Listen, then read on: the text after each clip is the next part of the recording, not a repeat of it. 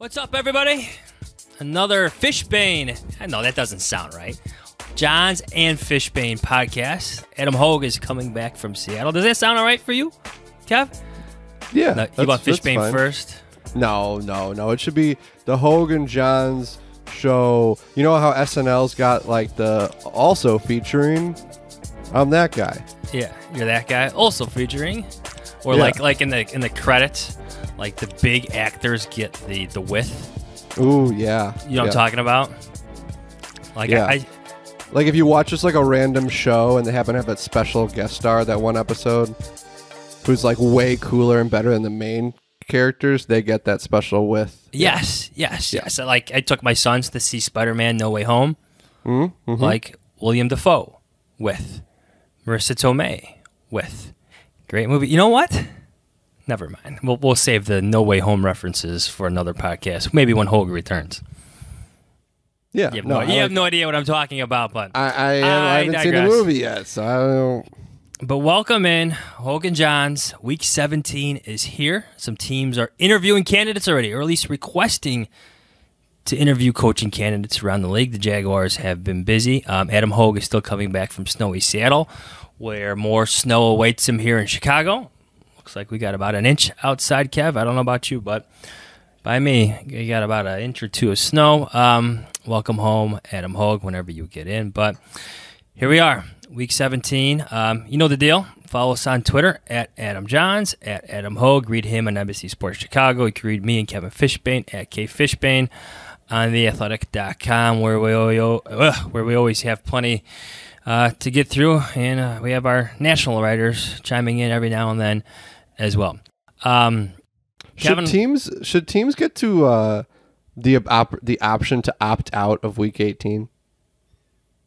like how fantasy leagues just don't count Week 18? Shouldn't the Bears be given like, hey, you guys don't have to play Week 18 if you don't want to?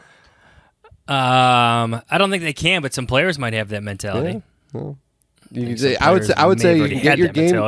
You can get your game checks. I'd even give them their game checks and say, you know what? Every team, do you want to play 16 games? Do you want to play 17 games? Yeah, no, it doesn't work that way. Maybe some teams you'd really want to see them play 12 games. Hey, Kevin, the Vikings-Bears game on Monday Night Football, two bad teams. Yep. Set a viewership record. Just so we'll watch this. I'm not complaining about my job. I got the commenters on YouTube. I can remind everybody you can watch this on YouTube. Hit that subscribe button. Felt like I was being too negative, like I hate football or something. I love football. I love my job, but bad teams are bad teams, and bad football is bad football. Yeah, I heard you were a real negative Nelly. The Bears won. It was a comeback win, 25-24. What could you? It was an exciting football game. I said that in the last podcast. Exhilarating. Yeah. Phenomenal catch by Demir Bird. Said that a few times. But the Seahawks are 5-10. It means Bears nothing. are 5-10. Yes, it means something to some players. Wins are better than losses. But by the way, we should note a Bears season is not over until they go to Minnesota, because that is how Bears seasons end. Exactly. Fun fact: the Bears have not played in Minnesota before Thanksgiving since 2006. Oh, that is my bitter yearly reminder to the NFL. Please send me to Minneapolis when it's not freezing cold, because I would like to enjoy the city a little bit. Every year it's the season finale. When there's not snow and ice and the wind chill. We got to start with Matt Nagy. There is some news today. This is where Adam Hoge would hit the breaking news of the day. There he is. Look at that. That's in the playoff game from a few years ago. Yep, playoff game day program. There he is, Matt Nagy. That with guy the visor. on his left is no longer on the team. I'm guessing a few of those guys are no longer on the team. So he comes out and unsurprisingly says that he is operating under the assumption that he is going to coach out the rest of the year. I was not surprised. You weren't surprised. I don't think anybody should be surprised. But I feel like a lot of fans out there seem angry about it. What do you think? Yeah, I think they were frustrated, and I think that frustration probably crescendoed a bit on Tuesday when news leaked about the Jaguars getting going on their interview requests. Look, we've talked about it. We talked about it with Mike Sando last week.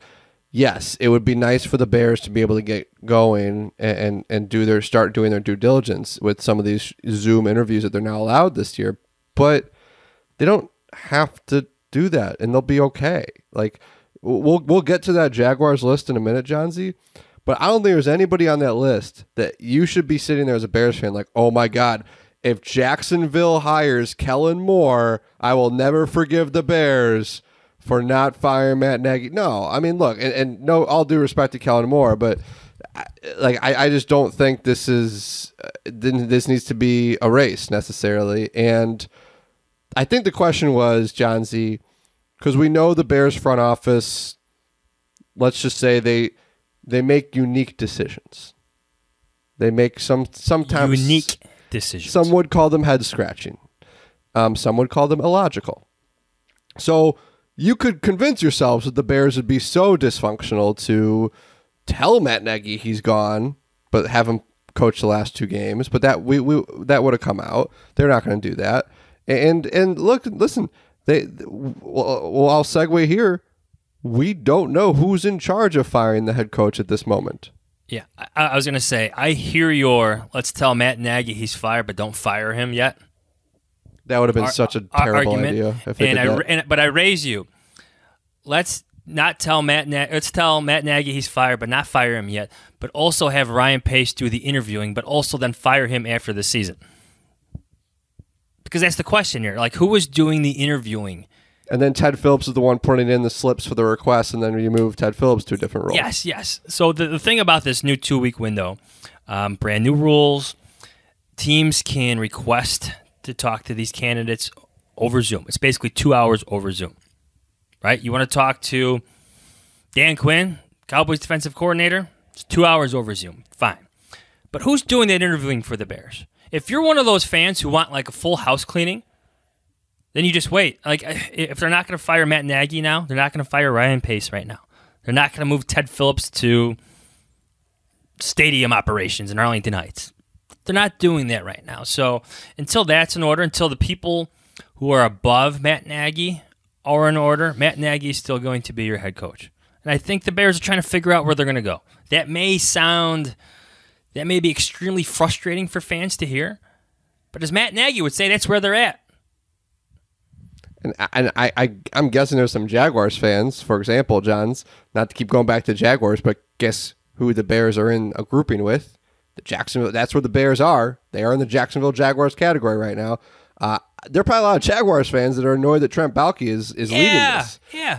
The dude was like one of the most hated executives in the league at one point, wasn't he? Like, San Francisco. It flamed out horribly. I don't think Jacksonville's going to put in a request for Jim Harbaugh. Yeah, I don't think the news that he was being retained by the Jaguars was met with rounds of applause around the league, at least not on Twitter amongst the national writers and what have you. So I get the anxiousness to get this started, but people need to be in place.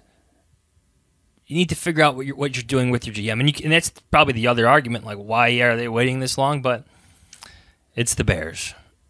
But you're not going to fire Matt Nagy until you know what's going on above him. I guess George McCaskey, you would hope at this point does know what he's going to do ultimately on the Monday after the season ends. But again, that doesn't mean he needs to make those moves right now. I just don't. Yes, there is a benefit to getting started, but I don't think the Bears are going to be stuck way behind. I think the people that want to get started are kind of convincing themselves of this great advantage because they're so done with Matt Nagy. And you know what? Listen, George McCaskey is nothing if not somebody who's going to lead with his heart. And like, as corny as that sounds, I think he still has enough respect for Matt Nagy at this point that he wants to finish these last 2 games. Matt Nagy's never had a losing season. This will be his first losing season. Ooh, maybe they should keep him. No. But I'm just saying, in George McCaskey's opinion, I'm sure that carries some weight. How much? We could debate that. Those on Twitter can debate that. Those on the YouTube comments can debate that. But I'm sure that's how George McCaskey feels. Like there's a lesson here, and I tell this to my 10-year-old son all the time. It's not who does this the fastest. It's who does it right. Like, don't be the first. Just get it right.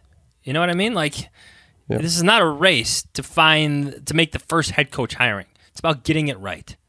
Well, should we go through some of these candidates? Because I think when you hear these names, you understand why you're just not getting that edge. So according to reports, I'm pulling this from NFL Network, Tom Pelissero, Ian Rappaport, Mike Garafolo, ESPN's Adam Schefter. Here's who the Jaguars have put in for: Nathaniel Hackett, Packers offensive coordinator; Matt Eberflus. I think I said that wrong. Did I say that okay? You're close. Yeah, that's fine. If he becomes a Bears head coach, I will definitely make sure I learn it. Colts defensive coordinator: Byron Leftwich and Todd Bowles from the Buccaneers; Doug Peterson, former Eagles head coach; and then from the Cowboys, Kellen Moore and Dan Quinn. No surprises. I think those guys are on any list of head coach candidates. But Jahns, there is not a guarantee with any of those guys. And listen, there's no guarantee with anybody when you're making this head coach hire. Like, think about how much the Bears thought they made a slam dunk with John Fox. Like, there was, at the time that John Fox was hired, there was very little criticism about that move because everybody knew who John Fox was and what he had accomplished in his career. I'm just saying, you look at those guys, and yes, could Nathaniel Hackett be the next Sean McVay? Maybe, right? Could Matt Eberflus be the next Brandon Staley? Right? Could Todd, you go down the list of what these guys could be, maybe, but I don't think you're sitting there looking at that list and thinking, oh my God, the Jaguars are going to hire that guy, or the Raiders when they get into this, and the Bears are going to be. Do any of those guys to you jump out as like so far above everybody else that the Bears need to get going? No, and here's the great irony in all this is that the Bears, talking about you, Ted Phillips, if you're part of this process again, I'm talking about George McCaskey, who, by all accounts, is extremely hands-on this time around. You should still have notes on Todd Bowles. You should still have notes on Dan Quinn. If you want to request an interview with Josh McDaniels, I'm sure you have a notebook, some recordings from him too. You know why? Because you've been through this before, actually a lot before, in the past 10, 11 years, and you've interviewed some of these guys before, and here we go again. You don't have to be the fastest, just get it right. Not on that list was the guy that I had been thinking about, and Mike Sando really sold me on last week. Johnsy was Jim Caldwell.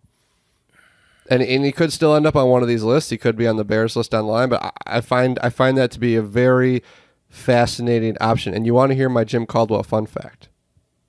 Go. 7-1 record against the Bears during his time as Lions head coach. 7-1? 7-1. Is it Matt Nagy 7-1 against the Lions? Yes. Yeah, and if they only played 3 quarters of football, he'd be. Actually, I shouldn't say that they'd be. No, it's possible they were trailing in the third quarter in a couple of those wins, but you get my point. Yeah, and I've said this before, and Hoge kind of I shouldn't say disagree, but George McCaskey could also be on the phone with a Trace Armstrong, right? An Ozzie Newsome, some of these guys we kind of talk about in that potential team president role, and he would say to them, "Hey, you can't have a pen out. Hey, I just want to jot down some notes. Who do you like? Talk to Rod Graves. Talk to some of these people who are in that world." And he could be doing his own research, and the Hoge made a good point that's a tough thing for someone like George McCaskey to do when his head coach is still under contract. But the point I'm making is there's nothing that's stopping him from getting that research done right now. He could just go on Wikipedia and read about these guys. Wikipedia's got a great rundown of coach bios, except Joe Judge's page because apparently he's now a clown. Did you see that one? Oh no. Yeah, yikes. I think that got taken down eventually. But I think the point here is I get the overreaction because this is what the Bears tend to do, but you can't fire the coach if you don't know who's actually going to do the next hiring quite yet. The Bears may be dragging their feet on that, but that's what the Bears do. One more note before we go to voicemails, and then our good friend Jon Greenberg is going to join the podcast. Allen Robinson spoke to the media today over Zoom. He is back from the reserve COVID-19 list, but Kev, the dude lost 10 pounds. Usually these guys, at least in our experience covering the Bears, and many of the stories around the league, these guys have either minor symptoms or a good percentage of them are symptomatic. But Robinson, 10 pounds? Does he want to play against the Giants? Yeah, it's scary. I mean, you think about how much, these guys are peak physical fitness, right?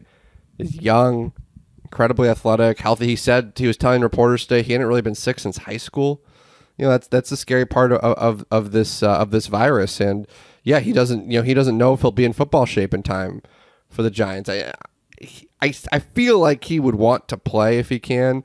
Like, he knows there's nothing he can do in the last 2 games that can change the resume. He's going to free agency, which is as bad as you could imagine for somebody of his caliber. 32 catches, 353 yards, 1 touchdown in 10 games.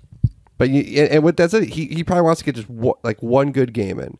If you could just get one good game in, just kind of as a lasting memory.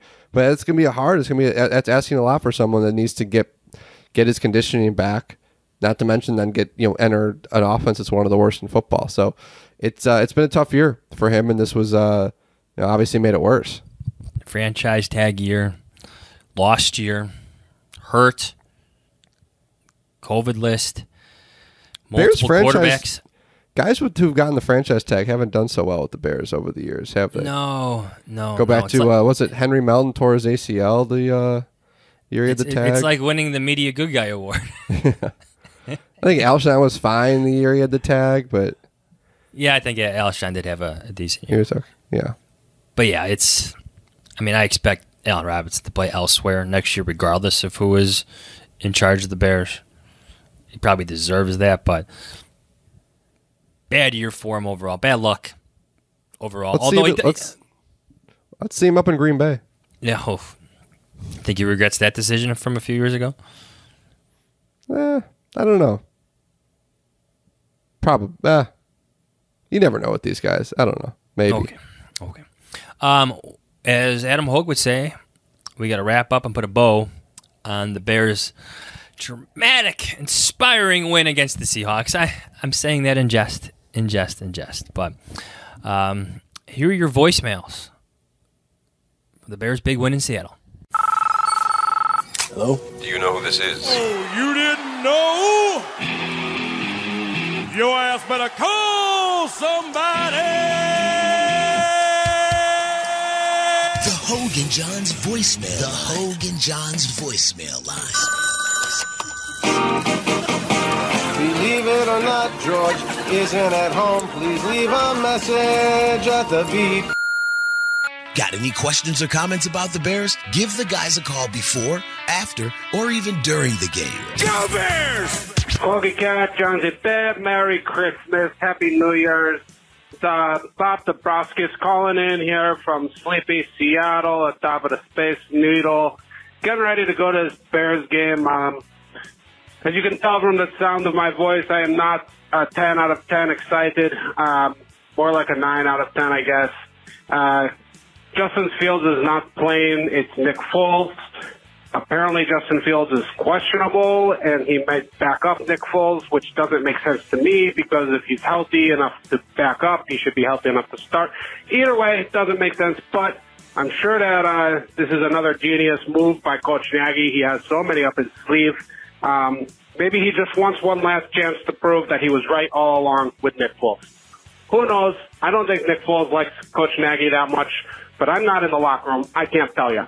Anyway, let's just say Bears are going to win this one. Barn Borner, 11-0. Go Bears. Bear down.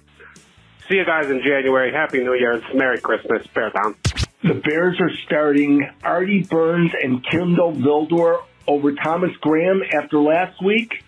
You know what you got in Artie Burns and Kendall Vildor. It's not that good. Thomas Graham looked really good. Why not play the guy? Does this moron actually think that the Wildcat still works? Jesus Christ. He finally goes for it on 4-0, 4-0. And he throws it short of the sticks. This is Matt Nagy. Yeah, I noticed on the instant replay, if you look closely, it's actually Matt Nagy under center, and Nick Foles is on the sideline wearing the visor. This is Mark Kazak calling from San Antonio, Texas, doing my impression of the annoying Bears fan who constantly calls in and says, the Bears are going to win this week. Michael Jordan is going to come out of the heavens and make his debut as the Bears starting quarterback. Praise be to Michael Jordan. Praise be to Michael Jordan. Go Bears. Am I the only one noticing that during the Matt Nagy era, the 2-minute drills have been atrocious? Before the half, we're driving to midfield, 2 straight penalties before you know it, 3rd and 19, check down, punt. Seattle drives right down for the field for a field goal. I just feel like this is a constant problem, and you can point to so many examples of poor 2-minute offense by Matt Nagy's teams. They don't get it. Joe from the Bronx. Honestly, I'm just so fucking bored, dude. Like, this is awful. And you don't have to speculate over who's calling plays. Every time you see a draw on 2nd and 20, it's a friggin' dead giveaway. And I got to watch this geriatric old man attempt to scramble behind this awful offensive line. No Disney ballad this week, boys. Something a little different. Here we go again with the Bears. Going down the only road Nagy knows. Never make adjustments to win a game. And he's made up his mind. He keeps wasting all of our time. Again with the Bears. Hey, Hoge. Hey, John. This is John Hoge. Just calling to say, da Bears. Da Bears.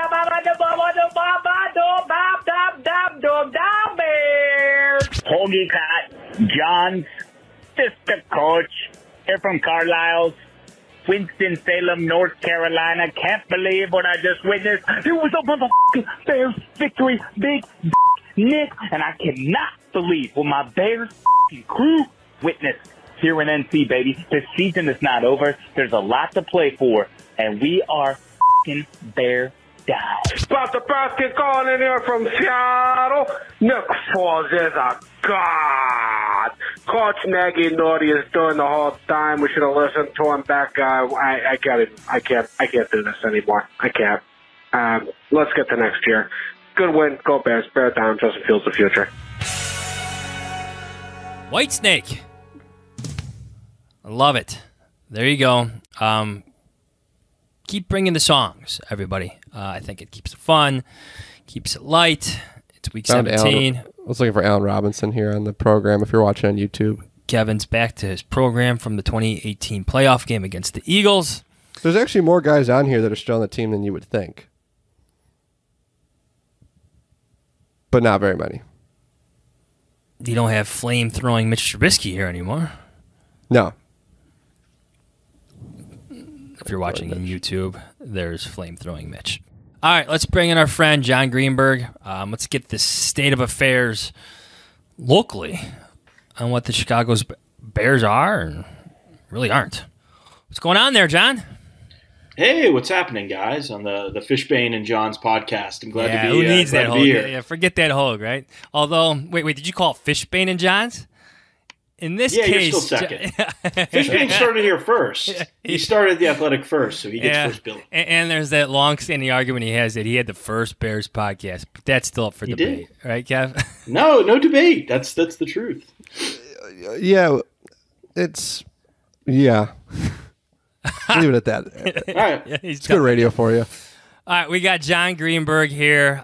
You know who he is if you're from Chicago. It's it's at Jon_Greenberg, founding editor, senior columnist from The Athletic. You can read them at the same place you can read me and Kevin. John, we wanted to bring you in because it's been another very Bears season. And the Bulls playing well. The White Sox were a great story this year. And, let's start with this. Where do they fit, again, in the city's conversation? In terms of functioning teams and what they're doing? Where would you put them? Well, I mean, where they fit in terms of, the conversation in the city is obviously, at the top still. Especially when there's, whenever they're good or whenever they're really bad, that's all people want to talk about is the Bears. No matter how good the Bulls are, they're going to be, sports radio, they'll be on the fourth segment, after 3 segments about how shitty the Bears are. So we know that's where they stand. Right now it's perfect, a perfect storm of Bears news, right? Because they could fire the GM, they could fire the coach. It's complete chaos, and it's pretty much what we all expected last year when they kept everyone, that a year later they'd be dealing with this. So as far as functioning teams, I was thinking about this the other day, how would you tier or power rank or whatever the teams in town right now? And honestly, I think the Bulls have shot up to number 1, and White Sox fans might disagree with me, but the White Sox still have to deal with kind of a Tony La Russa issue. We don't really know, how good of a manager he still is or how much he still fits this team. They've got to get better in a few areas. The Bulls right now are literally everything is great about them. They need one big man to be a real contender. So the Bulls, all of a sudden, they were dead last, as far as a functioning team just a few years ago. Now they're number 1. Probably say the Sox are second. After that, man, they're all terrible. The next 3 teams, you can't say the Blackhawks are third because they're still dealing with the fallout of a very, very serious scandal, involving their old video guy and the team covering up, sexual abuse allegations for years. You got the Cubs, who we have no idea what they're doing, whether or not they're going to be good or not. I guess you'd probably put the Cubs ahead of the Blackhawks after Bulls and White Sox. But the Cubs just got rid of the World Series team. It's still hitting me watching highlights. I think it was in Jason Stark's, best of 2021 column, watching that Javi Baez base running play. And it still hit me that he's not going to play here anymore. That he's gone for good, until he comes back as a visitor with Detroit. So, that I hesitate to give the Cubs too much love. So I guess you would have Blackhawks. I mean, I think right now the Bears have to be last to give you a long-winded answer. I mean, they got the quarterback. They don't got much else. Yeah, I mean, as bad as the Cubs are, I feel like there's more faith in town in Jed Hoyer than there is in anybody in Hallis Hall. Yeah. And I'm glad you brought up the Bulls, John, because I feel it's an easy Chicago thing to do, comparing sports, because it is obviously very different. But I have to imagine George McCaskey paid attention to what Jerry Reinsdorf did right on with the Bulls, and I'm wondering, in terms of the moving on from Garpax and all the excitement about what's going on right now, how that could connect to what the Bears do next. If George McCaskey were to talk to Jerry Reinsdorf and see what the Bulls did, is there any kind of NFL equivalent to doing something like that? Wow, I think about NFL equivalents. Do you really think he's paying attention? I have no idea what George McCaskey pays attention to. Because he likes the Cubs. He loves the Cubs. He does love the Cubs because I've talked to him at Cubs games wearing a McCaskey Cubs jersey, or whatever, a Hallis jersey, whatever he's got. I've had good conversations with him at Cubs games. I have no idea though, because the Bears think they're so special, and they are a different team, whatever. But think about their media policy. We don't discuss rumors, and then, they're just so high and mighty about it. We don't have to discuss rumors. I mean, we have to discuss everyone. But if that same story happened with the Cubs, all it would take was a 2-second text to Jed, or at the time Theo, or whoever the media relations person is, and they would have shot it down or inquired on it within 3 seconds. It never would have got to that. But the Bears think they're different. They think they're special because, they've been around so long and whatever, in the, charter franchise. So, I don't know. and maybe you guys know better than I do with George, like how much he's influenced by other teams in town and how they do things. See, I think he should be, and well, he should be, but is he? Like for our listeners or those watching on YouTube who aren't from Chicago, and we got listeners from England to California and whatnot. Like stop bragging at him. Yeah, a little pat in the back at the Fishbane and Jahns podcast, but. Like, just to give you a quick rundown of what happened in the city of Chicago is you had the Cubs, kind of a dysfunctioning franchise with a deep history in baseball, right? A beloved franchise. They shake up their organization, right? Hire Theo Epstein, Jed Hoyer, president, GM, The Bulls, Michael Jordan's Bulls have been bad for a long time. Long time. Wow, I wouldn't go. Well, I know. You had the to explain it to people. To explain to people what happened with the Bulls in 2015, they fired Tom Thibodeau, who had been the second best coach they've ever had, or second or third, depending how you judge Mata. But they had fired him, and they I like to say they got high on their own supply a little bit, and they hired Fred Hoiberg because that was Gar Forman's guy. It was a disaster. They fired Fred, and they promoted their imbecilic assistant, Jim Boylan, who's a complete buffoon. And no offense to Jim. But no offense to you, Jim. It's with all due respect. That's due respect. That's what we use in the Bears media room. All due respect, he's a buffoon, and it sank so low that the Bulls were hosting the All-Star game. And when ESPN's NBA show was at Navy Pier, fans started chanting "Fire Gar Pax" on the air while Zach LaVine was being interviewed.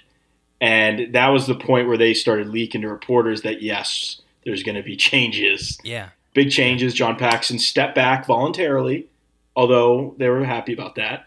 Gar Forman was fired. Boylan was kicked to the curb. They hire Arturas Karnisovas, Mark Eversley. They hire Billy Donovan, yada, yada, yada. The Bulls are awesome now. But we never thought Paxson would ever – Paxson did tell us, when I'm leaving, I think he probably said it in the David Schuster Christmas interview. He always did. But he said, I'll tell them when I'm leaving. And he didn't say it in a condescending way. He said it in a very matter-of-fact way. And that's exactly what happened. They did not fire John Paxson. He left. Yeah. And he's still there. Yeah, he's still there, but he's not in charge. The organization was shook up. New guys were brought in. Gar Pax is Gar Forman and John Paxson, for those who aren't from Chicago. And fire Gar Pax was a thing, just like fire Nagy is a thing. It was, exactly right. That's a really good comparison. Except firing a Bears coach isn't that big of a deal. Firing John Paxson was a major sea change. What's funny about George, and you just see it on Twitter and stuff, which I don't take a lot of stock in, what people say on Twitter, but people are acting like George is so obstinate, he won't fire someone. George fired Jerry Angelo, and then he let Lovey go right after that. After a 10-6 season. Yeah, and then he only, and then Trestman only lasted 2 years, and Emery 3 years. I think George actually has a pretty quick trigger, for a Honda Civic driving suburbanite. He tells us he's not a patient person. He does remind us every January. He isn't. And that's the other misnomer about the McCaskey's is that they don't care about the wins and losses. Yeah. George That's is crazy. As obsessed and passionate and wanting to win as anybody about the Bears. But John, as they get to this coaching search that we expect to happen, so I was thinking about your hometown team, the Pittsburgh Steelers. Because I feel like it'd be great, and this goes for every team, to find the next Mike Tomlin, which is an impossible thing to do. But I just this obsession with finding that 30-something offensive guru, like the Bears tried with Matt Nagy. Now there's an obsession with maybe finding the next Brandon Staley, the 30-something defensive guy that really impresses everybody in the interviews. But I want it's one swing this way, the swinging back that way. I know. I want Tomlin. I want John Harbaugh. I think you just don't know how to. It's hard to find that guy. And the Bears, I guess. How do you what advice would you give to George as he gets into this in terms of trying to find the guy that can be that person? I'm asking that knowing it's an impossible question. Well, I mean, I think that's a good point because what the Rooneys did, everyone thought Russ Grimm was going to get that job.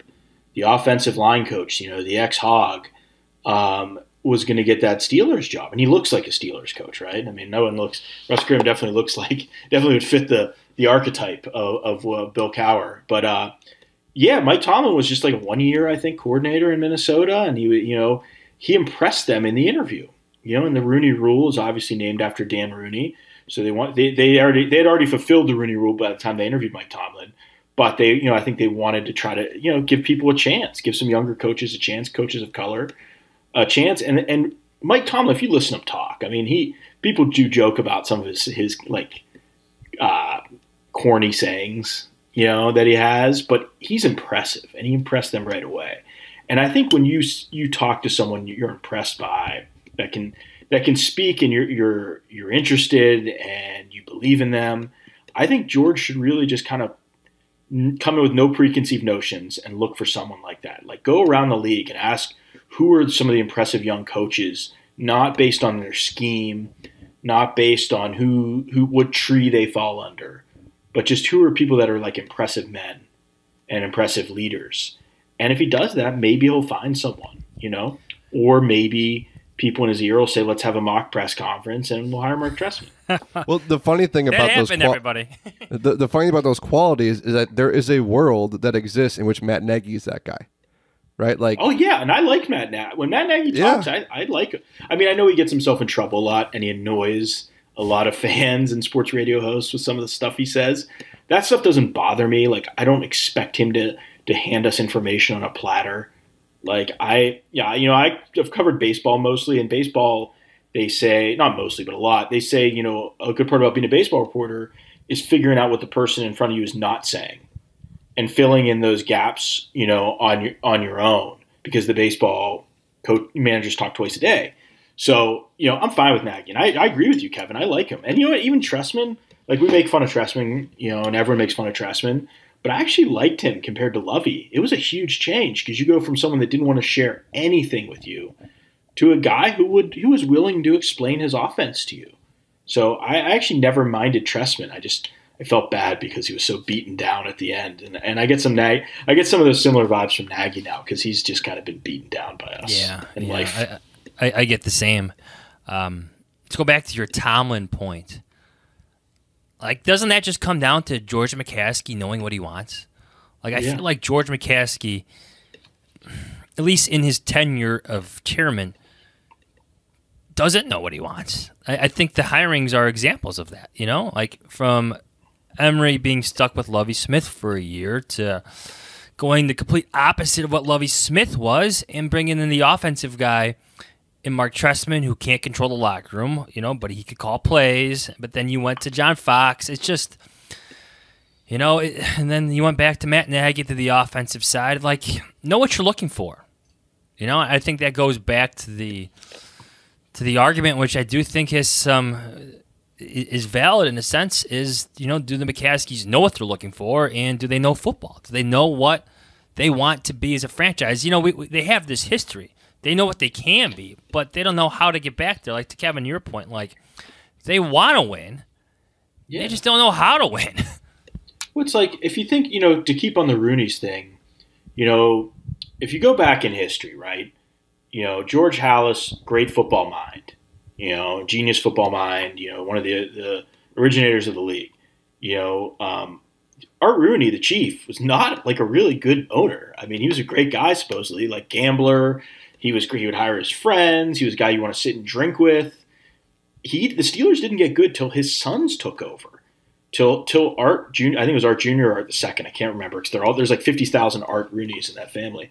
I'm pretty sure it was Art Jr. And Dan took over, and they didn't take over the ticket department like George. George is given the ticket department. They took over personnel and scouting, and that's when the Steelers actually got good. And that's when they built that, their 4 Super Bowl champion team. They built their dynasties through the sons. And, and the Bears is the opposite. You had the old man who knew football and and then Muggs, his Muggsy was supposed to take it over and he died, Muggs Halas. And then since then, the McCaskey's don't know football. They've never trained in it. They like football.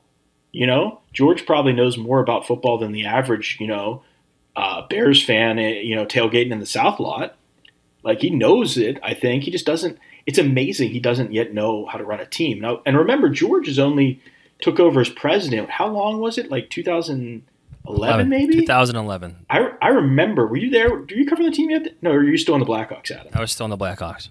Okay, so I remember his first press conference and what not a big deal it was. It was in the media room. There was no special press conference. It was literally after Jerry Angelo talked. So no one cared about George coming in, really. It was really weird because, Jerry didn't talk. He's a GM. He talks more than Ryan Pace, but he talked a couple times a year. So everyone was really concerned asking Jerry Angelo all these questions. And then George was introduced after Jerry talked to us for like an hour. And by that point, Mike McCaskey was kind of a non-factor. He was a president kind of almost in name only. And, we had no idea George was going to become have this bigger role. So it's kind of interesting to think when he took over, it was not a big deal. It was like people barely cared. And then a year later, Jerry Angelo is fired. Phil Emery is hired. Year after that, Lovie Smith is sent packing too. I still remember that interview with George McCaskey. That's when he first showed some emotion, saying that tears were shed when Lovie was fired. But then came Mark Trestman, and here we are. Here we are in 2021, talking about changes again. It's a cycle that I don't think the Bears know how to escape, and I've always thought that the local teams should be a great resource for them. Like even the Blackhawks. Like John McDonough didn't know a single thing about hockey. Did not know a single thing about it. He'd be the first one to tell you about it. But you know what? He hired somebody or promoted somebody, and Al McCaskey could tell him every little single thing he could, and and be his hockey conduit. Have you between him and the Bowmans? Well, and that's the problem with George, because like if he wanted to pave his own path and not be a football guy, fine, but he hasn't hired good football guys. Like if he in any of these years was able to hire somebody that was just that because the whole idea, and this goes down another tangent about this idea of a president of football operations. I always tell people Ryan Pace is the president of football operations. Right. He does everything that you're wanting out of that role. And the problem is that the record speaks for itself when Ryan Pace has been here, and George hired Ryan. So George really just needs enough football acumen to hire the right general manager, and then he can. And if you want to give him more, and if you want to do title inflation and give him the next guy a bigger title, that's fine. That's all president of football operations or baseball operations or basketball operations is. It's a title inflation from what people used to call a GM, right? Like you said. And the reason they do it, one is for money. Two is to hire people, because you can only hire people from other organizations usually if you give them promotions. So, you want to hire a GM from another team, you got to give them, that's under contract, you give them, a president title. But I think someone just needs a lot of power. I don't think reporting to Ted Phillips is a huge issue, but maybe it is. Maybe there is some sense of I'm not the president and he ranks higher than me. Well, I think with Ted, it's and Jahns has reported on this before. The Khalil Mack trade, went through Ted first, and that makes sense. If Pace is going to pull the trigger on that, he's got to check with Ted, and I think that is part of the line of with the supervisor that you should be able to cut out at this point. Ted Phillips should not have a say. He's you not might be able to get better people if you don't have to go through that. People might not want this job if they're don't have that title. That's a case. Yeah, whoever I think is been reported with Chris Ballard. Sorry, Kev. Yeah, I would say whoever's in charge of football personnel, whoever's in charge of the roster, and that is everything. That's the draft. It's free agency. That's essentially what Ryan Pace does.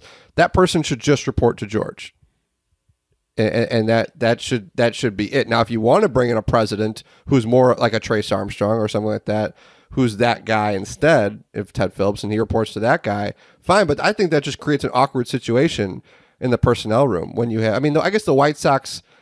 John, you would speak to this more kind of what they did with Kenny Williams and how that works with Rick Hahn. Obviously we talked about the Bulls earlier. They have a president and a GM. In football, I just never think it works to have or at least it just seems always awkward if you're going to have. Yeah. I'll keep using Trace Armstrong as the example. Trace Armstrong here and a general manager. How does that work on draft night? You would just have a president and then assistant GMs. Right. Right. Like Theo was to Jed in some ways. Exactly. I mean, Jed was the GM, and they split up because there's a lot more trades and things like that. Yeah. So what Theo and Jed would do is they would split up all the other people in their GMs or presidents in baseball. Who has a better relation? Oh, okay. Theo's got a better relationship with Cashman, so he deals with Cashman. Jed's got a better relationship, with so and so. So they definitely split up a lot more. But yeah, I mean, Theo was the guy, in charge. We all knew that. I do think there's some function here, though. Like what the Bears have isn't working. Like the coach is judged by the GM, and the GM is judged by Ted Phillips and George McCaskey. But do they have the backgrounds to be accurately judging? I guess is the question here. Like maybe Ted Phillips should have questioned Ryan Pace's evaluation of Mr. Trubisky.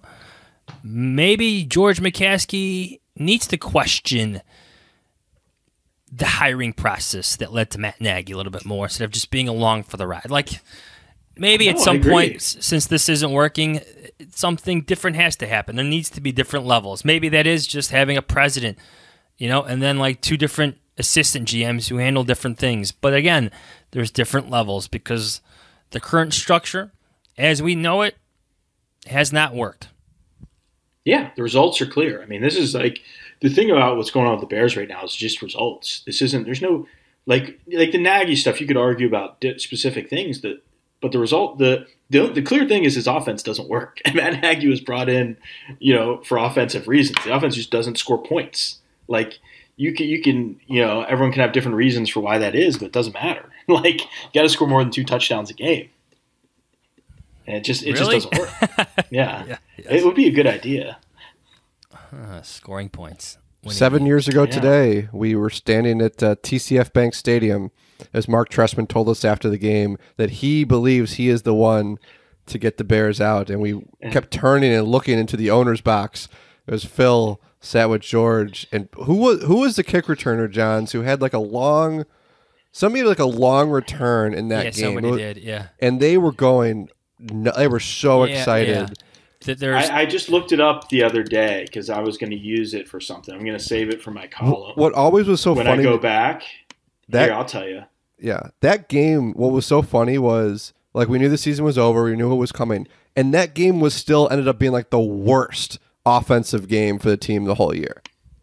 It's terrible. It's 13-9, 13-9 loss. Well, so I know, I wrote in my lead that George did it as a full-body fist pump when Jay Feely's kick tied the game. I forgot Jay Feely was on the Bears. When Jay Feely tied the game, oh God. Yeah. Let me just paint the picture of Robbie got hurt that year, and Jay Feely was calling this weekend's game for CBS. Got called in and kicked an unsuccessful onside kick too. So that game, everybody was at TCF Bank Stadium, right? That was because the Vikings were building this beautiful stadium they have now, right? That was still in the process. So they were playing at the University of Minnesota's stadium. And in this press box, the box that they gave, the booth that they gave ownership was right next to the Chicago media. But they were divided by just a glass wall. That was later shaded out. Yes, but not this year, not the first year. Yeah, so we're in this, and I still like Peggy Kaczynski is literally like seated next to the McCaskey family, only divided by this glass window, and we're all seeing this. And this is week 17 of a lost season. Mark Trestman's being fired the next day. Phil Emery is too, but he's seated in that ownership box, just 2 seats away from George McCaskey. And George McCaskey is as emotional as everything that's happening on the field, he is invested in. Like, this is a lost season. I think the Bears only had 5 wins that year. And like John, like you said, the fist pump on during kick returns, cheering, standing, clapping, like we saw that. And that was a 5-win team. If you're watching on YouTube, yes. I'm trying to see if I'm showing that correctly. So there's Peggy right there. Peggy Kaczynski, formerly of NBC. Yeah. And it was like Phil and his wife, right? Phil and his wife, yep. And Phil and his wife and George. Phil took notes the entire game on like a yellow legal pad. Yes. And Virginia was in the back row, watching her terrible team with the people responsible. And then after the game, I remember people were laughing because I was the one that when someone, Tressman said he was going to get some like local reporter asked like what the process is for him now when the season's over. And he was talking about like watching film and meetings and all this stuff. And I was like, do you expect to be back? And he said, yes. And I just went, why? And then he was obviously insulted, but he gave an answer. And then he stated his case like, I believe I'm the right. I remember that. And I also remember Jay Cutler being asked if he was just feeding the ball to Matt Forte to break the receptions record by a running back, and him saying no, but he clearly was. Remember that? Matt Forte broke a record that day that was quickly beat by Christian McCaffrey a couple years later, but that was like. It's good. It's good to remember 2014 because it's good to remember that, as bad as the season's been, it could be much worse. Right. Trustman goes, nobody understands the situation better than I do. I've lived it every day for the last 2 years. It's only the last 6 months, so I have some expertise in that area. I don't think anybody's in a better position to assess it other than myself and Phil. See, I think there's a difference between Mark Trestman and Matt Nagy, where if somebody asked Nagy on Sunday after the game, do you think you're the one to get the Bears right? He would probably say, I'm not here. I don't want to answer that question. I just want to talk about this team. And he wouldn't go full delusional, I don't think. It'll be interesting. That's why I'm going though to that game in Minneapolis. Now it might just be on Zoom, so it might be pointless for me to go. But I definitely want to hear what he has to say. I mean, I feel bad for Nagy in a way. I mean, listen, it's a job. These jobs you're hired to be fired and everything else. So whatever, but. I like Matt Nagy, and I feel like he's a good person, and a good guy. Just there's no argument for him to stay. I mean, obviously, it doesn't work. But I do say, and I was bringing this up the other day to someone, maybe Kevin. When people get around this time, and some people get on there kind of a little high and mighty, you don't root for people to get fired. These guys have to move their families and stuff, and that's all true. But the only reason these coaches have this job is because some other coaching staff got fired. So, yeah, it sucks, but, that's why these guys weren't born into these jobs. They didn't come up, you get these jobs because other coaching staffs get fired. And trust me, I've talked to coaches who said, literally there'll be staffs rooting for someone to get fired because they think the coach they're attached to, could get that job. It goes round and round. I'm sure Matt Nagy's going to be back in Kansas City before we know it. I think he'll be Jacksonville's quarterback coach with Doug Peterson, maybe. Could happen. Yeah. It's a great quarterback to work with. He's OC there. Yeah. I don't know. John, thank you so much. This is so much to talk about, and we've seen teams change in major ways here in Chicago. We appreciate your input, man. Maybe see you the Giants game? No? Yeah, Sitting that one out? I'm sure. Yeah, my son talked about wanting to go.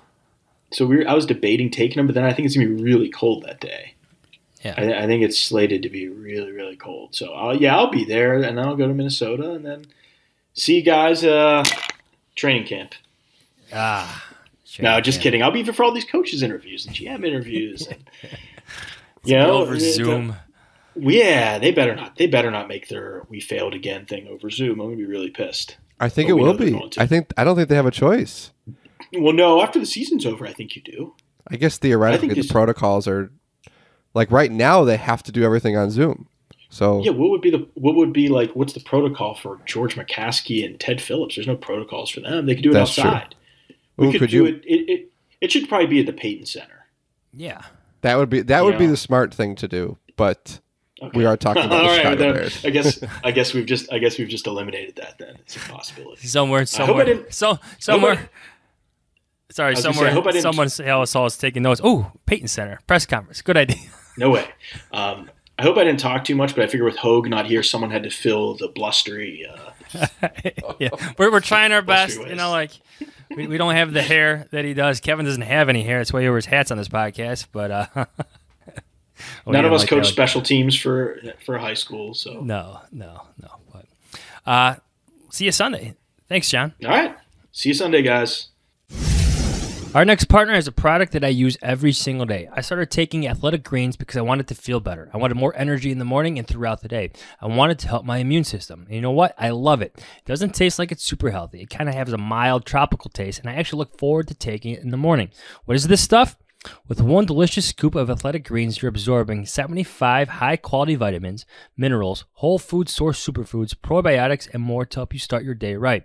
This special blend of ingredients supports your gut health, your nervous system, your immune system, your energy, your recovery, your focus, and aging. It's all the good things. It's lifestyle-friendly, too. We're talking keto, paleo, vegan, dairy-free, and gluten-free. It supports better sleep and recovery, and it supports mental clarity and alertness. Athletic Greens is recommended by professional athletes, and it's trusted by leading health experts. It also has over 7,000 5-star reviews. Better yet, Athletic Greens is also climate neutral certified, and it makes donations to help kids in need. So right now it's time to reclaim your health and arm your immune system with convenient daily nutrition, especially heading into flu and cold season. It's just one scoop in a cup of water every day. That's it. No need for a million different pills and supplements to look out for your health. To make it easy, Athletic Greens is going to give you a free 1-year supply of immune-supporting vitamin D and 5 free travel packs with your first purchase. All you have to do is visit athleticgreens.com/Adams. Again, that is athleticgreens.com/Adams to take ownership over your health and pick up the ultimate daily nutritional insurance. All right, that's Jon Greenberg, founding editor, Chicago columnist from The Athletic. You can check him out on theathletic.com, just like me and Kev. That's at Jon_Greenberg. Always fun stuff, man. I like bringing up the other teams. There is a point there, like, that does George really talk to the Reinsdorf family? Does he really talk to, those at the Cubs? But he should. He can get access to them much better than we can. I mean, if George could talk to anybody he wants to in the professional sports world, and he should be talking to as many people as he can to figure out how to get this thing fixed. To fix this. And the Bulls look like they're on the right path, and this may sound like just a very Chicagoan podcast, but there's been a lot of bad teams in this city, a lot of poorly run franchises over the years that have found their ways into winning, to championships. The Cubs did it. The Blackhawks got 3 of them. The Bulls seem to have righted the ship. There's answers there, and George should use these other teams as resources. And I don't know if he is. I think last year he actually said he didn't. But he needs to field opinions, does he not? I think he does, and I'm hopeful that George, both at the onset of the search and when it's over, will be transparent about what he did and who he talked to and how. And I've said this before, my biggest question is what is going to be different about this search? And maybe we'll find out right away whether it comes to Ted Phillips' role in it. But if it's search firm, if it's Ernie Accorsi, something's got to be different, because what you've been doing for multiple decades hasn't worked. So they've got to. And I'm saying this, Johnsy, acknowledging this is an inexact science. Every team that hires a head coach convinces themselves that they just hired the next great head coach. You think of look at what the Giants have been doing with Joe Judge. I guarantee you that the Mara family was convinced that Joe Judge was going to bring a Super Bowl back to New York, right? George McCaskey was convinced that Mark Trestman would bring a Super Bowl to Chicago. That's the way these people operate, and that's fine. I just want to see that the process in which they go about finding this person is going to be different. And the Bears could debate why we deserve a peek behind the curtain, but I think it goes back to the George McCaskey who was pumping his fist and clapping watching a 5-win team in cold Minneapolis. He's a fan. The fans deserve to know. Not you and me. Adam Shaheen. Fans, right? Adam Shaheen. The fans deserve to know. That's it, my man. Another Jahns and Fishbane podcast in the books. I think Adam Hoge will be back on Thursday. Kevin, you going to join us for a minute? Taylor Gabriel. No, he's just obsessed with his 2018 game program. Yeah, sure. Thursday. I can make some time for you guys. Read us on theathletic.com. Read Hoge on NBCSportsChicago.com. Watch us on YouTube. Listen to us wherever you get your podcasts. Go to obviousshirts.com for some hoodies and hats. Kev, that's it. Anything else? No, this was fun. I don't know if they're gonna let Hoge back. Good point. See ya. They'll let him. Oh, come on. The see you was said.